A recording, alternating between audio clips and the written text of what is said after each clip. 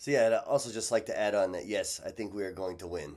Love is going to win, and I also don't think that's just has to be in some hazy future. It can be right now.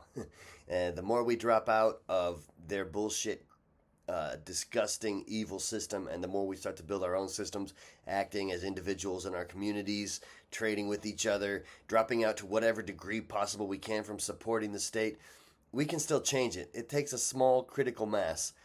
So I'm not trying to be fatalistic in that sense at all. I just wanted to be very clear on that. I'm just also trying to be realistic and saying the time to start making those changes is yesterday, a long ass time ago. The time is now. Terry Japan, Graham Smith here, coming at you on a lazy Sunday, and I wanted to make a video entitled "The Importance of Being Positive Even When There's No Future." Is that the title I wanted to use, or the importance of staying positive even when there's no hope for the future? That's a better one, maybe. Um, I wanted to make this video because one of my anarchist friends over on X, uh, he his handle is at Bulgari 71 at Bulgari 71. His username right now is anarchist, and I really enjoy the conversations we've had over the years, and just online. But he posted something about humanity. His post really inspired me. I'd like to read it to you. Quote, "The left and the right hate each other. Black, yellow, and white hate each other. Jews, Islamists, Christians hate each other. Heterosexuals, gays, and trans hate each other. But the truth is, humans were created to love. We have only been programmed to hate each other. Don't fall for the bullshit. An eye for an eye leaves the whole world blind. Be the good you want to see in the world." And there's an inspiring video below that post of his, showing people, just everyday people, helping each other in various situations. It's really touching. And it just struck me that I need to focus on that myself more so, because the core of what I think Voluntary Japan's message is, or at least a huge part of that core, is that the whole myth of statism is based on this myth that humans are inherently bad. That's a huge myth in religion, original sin, whatever you want to call it. It's bullshit, because humans, when their needs are met, are generally good to each other, actually, and want to help. It's the whole myth of, nobody would support their communities if taxes weren't extracted at gunpoint. It's the whole myth of, if we don't have these crazy religious rules, everyone's going to go crazy and start killing each other and raping and robbing. And while there always is going to be some psychopathic element to the population, it's not nearly as big. It's actually just a minuscule amount of the population that actually would be neurologically damaged and want to commit evil when their needs, emotional, physical, whatever, financial, are met. So it's a huge myth, and combined with this post from my friend Bulgari, the anarchist, I was thinking about a clip from a Charles Giuliani video. Another content creator, I hate the word content, another video creator that I also love, and he's pretty woke regarding, the lies about the Holocaust and World War II, and the lies on all sides, really, in the name of Zionism. And he basically said in his recent video, and his channel is called Christendom, by the way. Find him on Odyssey. It's Christendum, Christendom, as in stupid. And he said, kids now, the younger generation, has no future. Unless you got a wad of money, saved up for them, or they're lined up with a fucking kick-ass CEO job somewhere. More than ever, everyone's set to be a fucking debt slave. It's not like when my parents were young, when my dad was young, he could support a family on a single income, doing roofing or whatever. The economy, the rigged economy, has been destroyed, and it really struck a chord in me, because I've been thinking that exact way and feeling that and knowing that. I just never put it into the exact words that Giuliani did so concisely, and it hurts, and it's the truth, and it's a hard truth, more or less, there is no future anymore. And you can even see in the young people, they don't have much of a hope for a future like I did. Like in the 90s, like looking ahead to the future is really exciting.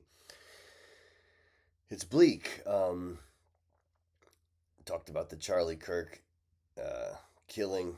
Whatever you think or don't think it was, it's already resulting in politicians talking about implementing insanely draconian totalitarian laws more and more, so that this panopticon cyber control grid run by psychopath pedophiles to control all the rest of the basically good people in the world takes over. It's taking over. It's fucking taking over. Inflation here in Japan. It's hard to fucking live here, to be honest with you.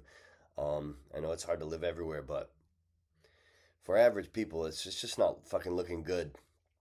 But in spite of that, we got to remember that that myth of original sin is a fucking myth, and the government leverages it too. If there wasn't any government, who would blah, blah, blah, blah, blah. But what we can see objectively every day in our own communities and families is that we do take care of each other, and no, we don't need cops putting guns to our head to make us do so. In fact, the number one killer of people, empirically, is government. Look at the democide stats from the 20th century. It's just insane. There's no contest. We're not the bad people. It's the people telling us that are bad that are the bad people. And let's get as many of these low-level politicians, if there are any good ones that think they're doing good, get them out of it, wake them up. Cops, all the same. Introduce them to voluntarism, voluntary order, voluntary governance, where we, private property owners, decide how we want to secure and police our private property, individually or collectively, based solely on self-ownership and private property. But I was just watching, people love each other and help each other, and a guy at a concert caught a hat from the stage, and this woman tried to catch it and missed it. She looked disappointed, and he gave it to her, and she can't believe it and just gives him a hug. It's shit like that we know. It's music, it's art. All this shit that we know and love, and our real horse sense, our fucking creative hearts, our human hearts, we fucking know the truth.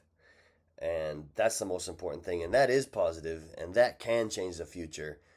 And so this is by no means a black pill. I'm definitely a realist. But never give up on staying positive and knowing that we, even if all the doors are closed, we can fucking still sledgehammer a new one open if we want it.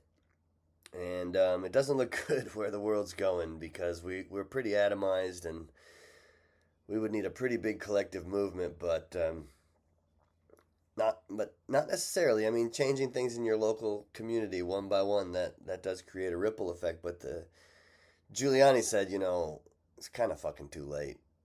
It's going down now at this point. And I kind of agree with him. That doesn't mean we can't survive and thrive in little micro societies somehow.